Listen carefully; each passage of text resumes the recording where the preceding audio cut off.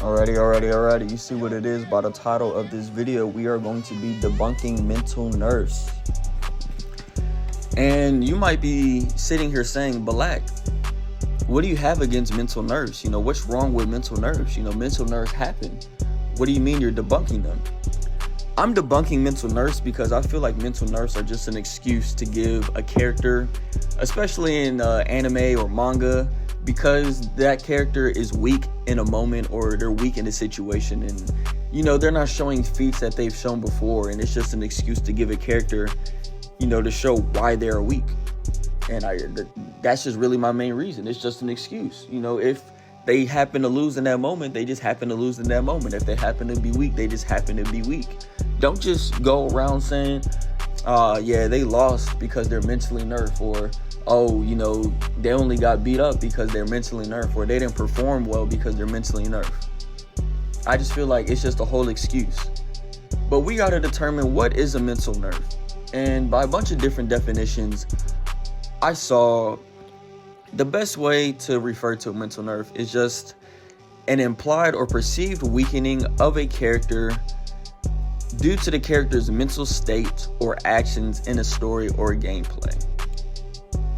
So it's just, you see this person is weak and you're just like, they're mentally nerfed.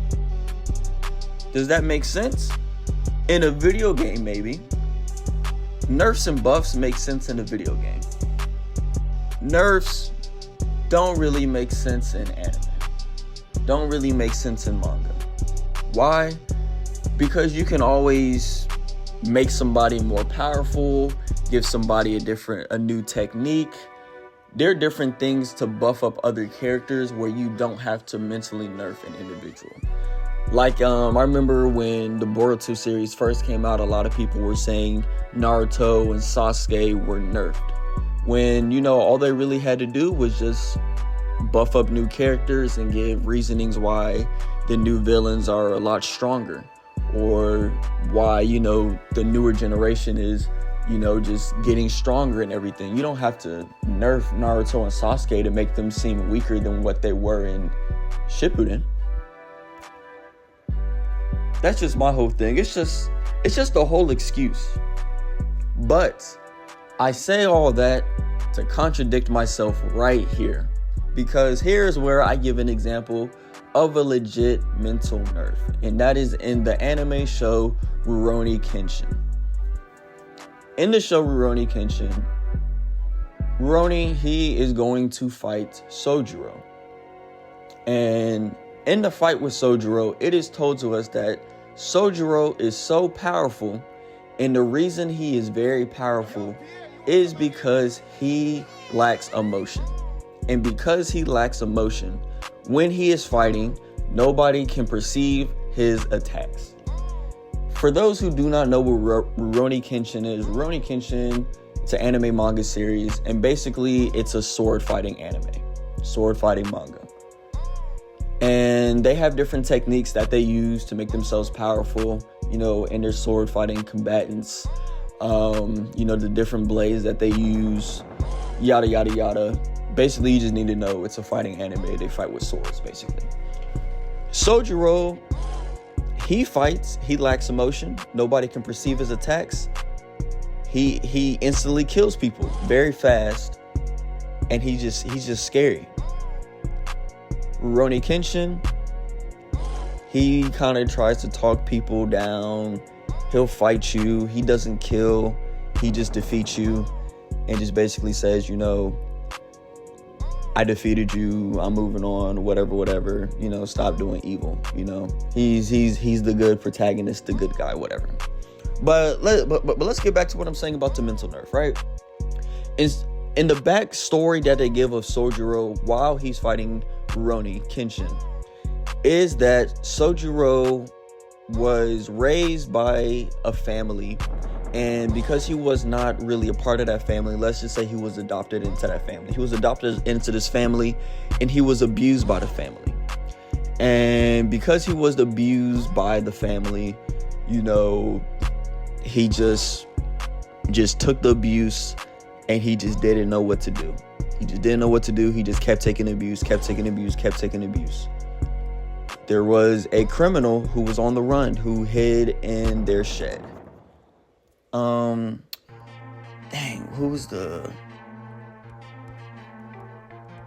What's the dude's name?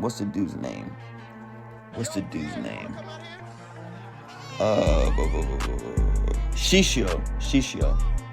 I believe that's how you pronounce it. Shishio. He was in Sojiro's family's barn, right? And he was in their barn, and while he was in their barn, he was just kind of telling Sojiro, the weak die, only the strong survive. You're only getting abused by this family, by this adoptive family, because you're weak.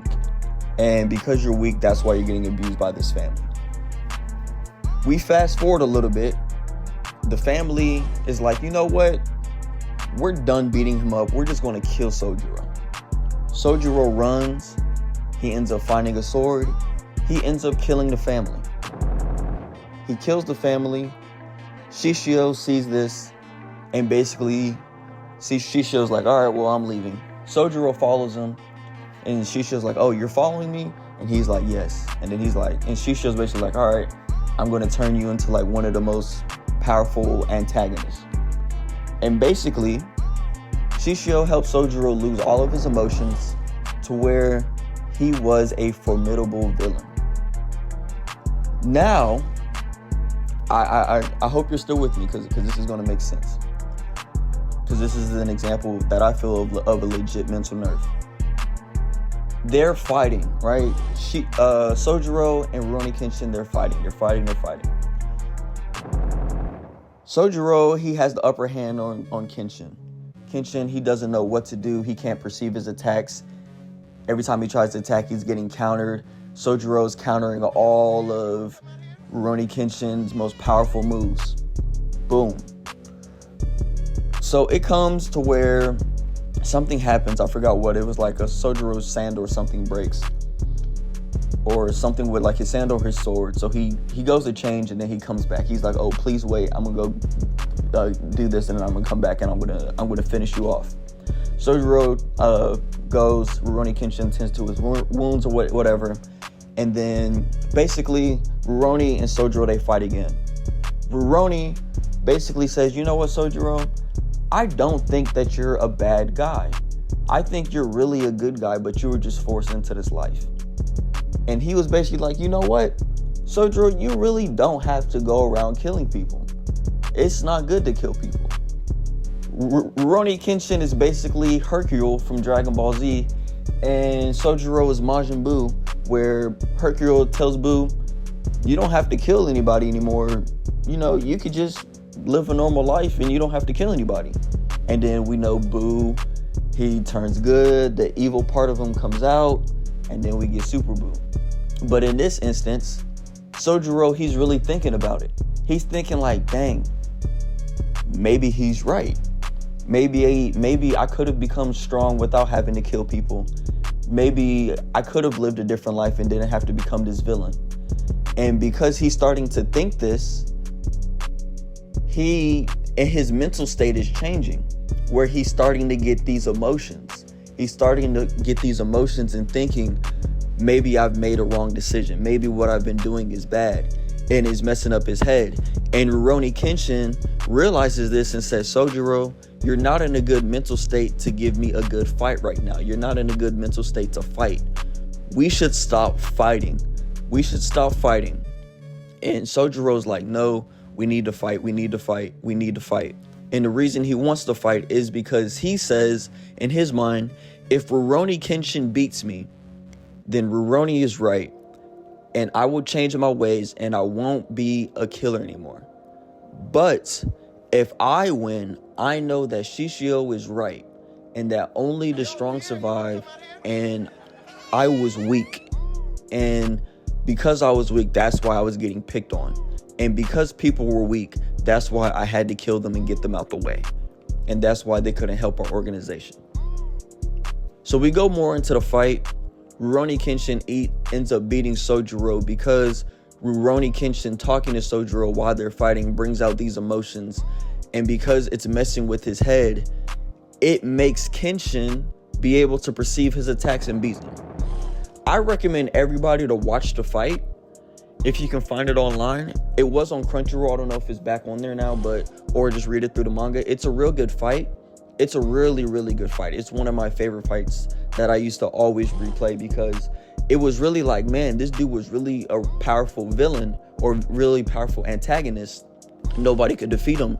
But because Rurouni put this plan in his head of, you only did this because you were told to do this, and somebody said you have to do this to survive, but there could have been another way. And Sojiro was like, well, why didn't you save me? And Kenshin was like, well, I didn't know you were in danger. When I was traveling the world, I didn't get to the part of town where you were, but I'm here now. And Sojiro was beaten. Sojiro was like, I'm not going to be evil anymore. I'm not going to be a bad guy. I'm just going to go live a normal life. Right? So I said all that to say, I feel like that is an example of a legit mental nerf where this person put all their emotions to the side. They were a legit killer. This person who was fighting them was like, I am going to lose this battle. And then ended up talking to them to see their motivation and had the antagonist thinking. And they were like, you know what I'm doing is actually wrong. What I'm doing, I'm conflicted in my mind of, I don't think that I made the right decision. Another example that I feel like of a legit mental nerf, even though it's not really a mental nerf, but a nerf in a sense, is Goku fighting Yamcha in Dragon Ball when he lost. But he lost because he was hungry. But that's just a nerf. He was nerfed because he was hungry. If he's fighting on an empty stomach, he said, I can't give you a good fight. I'm on an empty stomach, basically. But a real mental nerf is Sojiro and Rurouni Kenshin, because his mental state was affected to the point where he's thinking he has these two conflicting ideas and it's hurting him. Majin Buu, he's not mental nerfed. I feel like an example of a fake mental nerf is Kakashi and Minato and Naruto when they're fighting Obito. Kakashi sees Obito when they're fighting White Mask Obito, and he's like, oh my god, Obito, it's you. I thought you were dead. If you were alive, why didn't you come sooner? Why are you doing all this? And he's just, all these things are just going through his head. I don't think that's really a mental nerf. He's not mentally nerfed. When Minato finds out, oh my god, this dude who attacked the Leaf Village, set the Nine Tails loose on the village, was the reason why me and my wife died, almost tried to kill my son. He's the reason of my former student is the reason for all this. I don't think that you're mentally nerfed because of that. The reason I say that is because if I was in Kakashi or Minato's place or anybody else, it's one of those, okay, let's say you're Kakashi, right? You find out Obito's still alive and Obito's responsible for all this. You try to talk some sense into him. He's not listening. You got to say, all right, well, my goal now is I have to defeat you. I have to stop you from going through with the plan that you have against the whole ninja world. So I'm going to defeat you, and then we're going to talk afterwards. But I have to stop you because you don't want to listen to me now. I have to defeat you. Then I know that you have no choice but to listen to me. Same way with Obito and Sasuke. Same thing with kind of Obito when he was talking to Naruto, or Itachi talking to Naruto. All right, at first you don't want to listen. All right, I got to put you in under some genjutsu, or I got to beat you or hold you up. And then I know that you're going to listen to me. So I got to restrain you. Then I know that you'll listen. Minato, it would have been, oh my God, my former student is the reason for all this happening. I got to figure out why are you doing this? All right, you tell me why you're doing this. You still don't want to listen and come to our side. All right, I know I have to lock in. I have to defeat you, stop you, save the world. Then we can talk. Then we can have our resolve. But I feel like those are fake mental nerfs that everybody kind of points to. Another fake mental nerf I feel like everybody points to is Gohan versus Cell. How everybody tries to say, oh, Gohan, he was nerfed because, he was holding back his power. I don't think so. Even though you have the statement of Goku saying, oh, if you think that you're going to destroy the Earth, we can wish everybody back with the Dragon Balls. Whoa, Gohan, you're the reason Goku died. Right? You're the reason your father died. You're the reason Trunks is dead now. You're the reason Vegeta almost died, and now your arm is broken. And now you're going to be the reason why the world is about to blow up. And you're the reason why Cell came back much more powerful because you didn't finish him off. All of those reasons, and you want to tell me that Gohan is mentally nerfed when Cell comes back to finish the job? No. If anything, that should amp you up. Krillin gets blown up in Goku's face. Goku isn't mentally nerfed. Goku gets killed by Piccolo. Piccolo's not mentally nerfed after the Raditz fight. It's just, you're just giving excuses. People give Minato the mental nerf excuse because Minato's their favorite character. There's no way he can be weak. There's no way that he can lose. He's the most powerful. He's the prodigy. He's the best. They love Kakashi, but it's okay. Kakashi, he can be weak. Kakashi can have a mental lapse. Kakashi can have a moment of weakness. Minato can have a moment of weakness.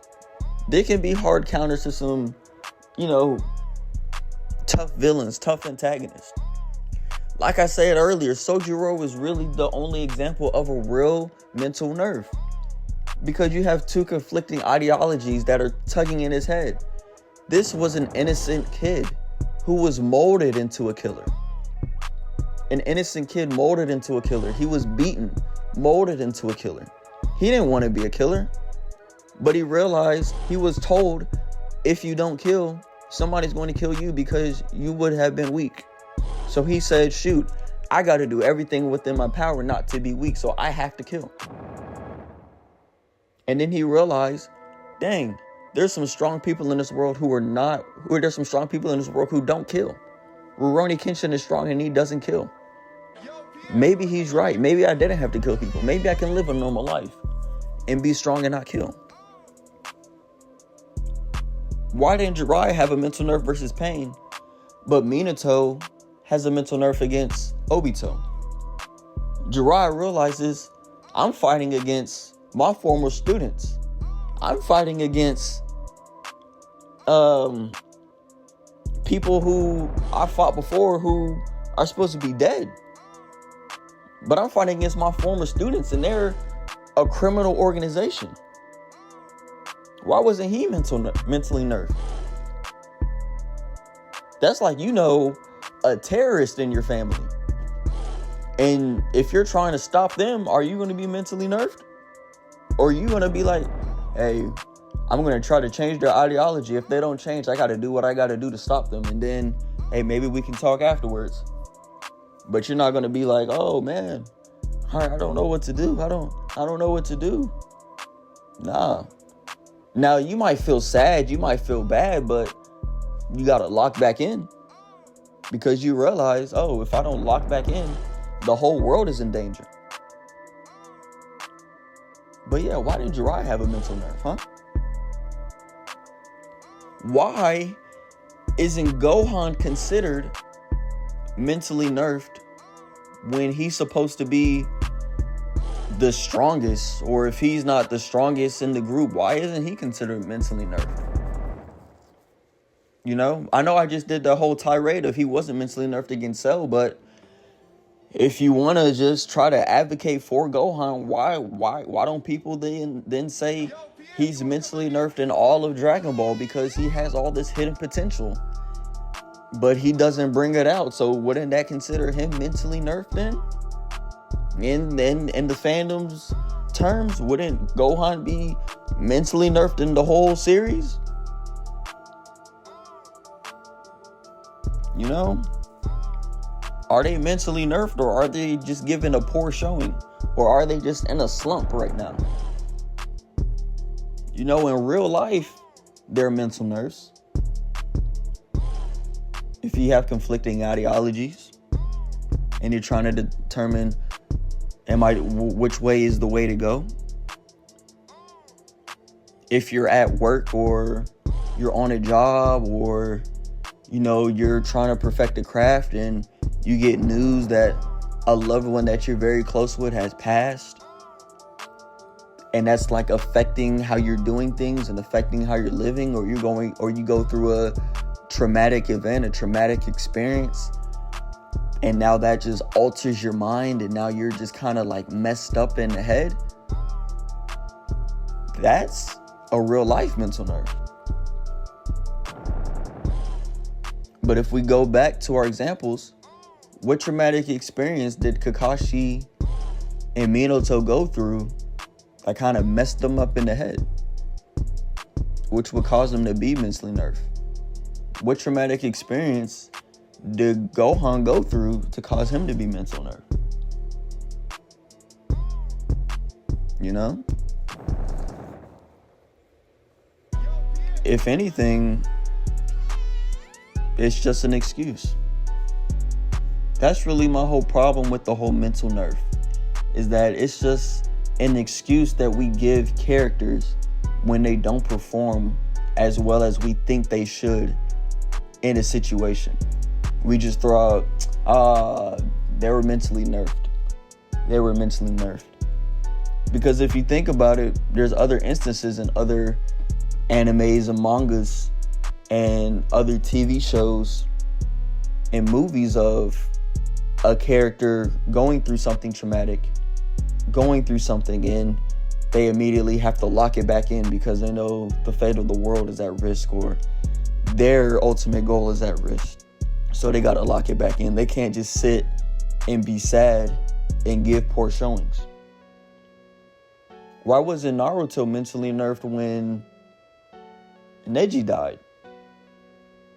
Why wasn't he mentally nerfed? Why wasn't he mentally nerfed in the pain fight when Hinata was getting beat up? But he got amped. He's getting amped. Yo, Pierre, you wanna come out here? So yeah. Again, I encourage everybody to watch the Sojiro versus Rurouni Kenshin fight if they can find it, or just read it through the manga. It's really good. But yeah, that's just like a mini rant I had about mental nerfs, because I feel like it's just all excuses, it's just all excuses when somebody just has a poor showing, or they're just, in a bad slump. So yeah, hope you liked it. Check out other videos. Definitely more coming soon, more on the way. So I'm gonna get back into the YouTube gang, man.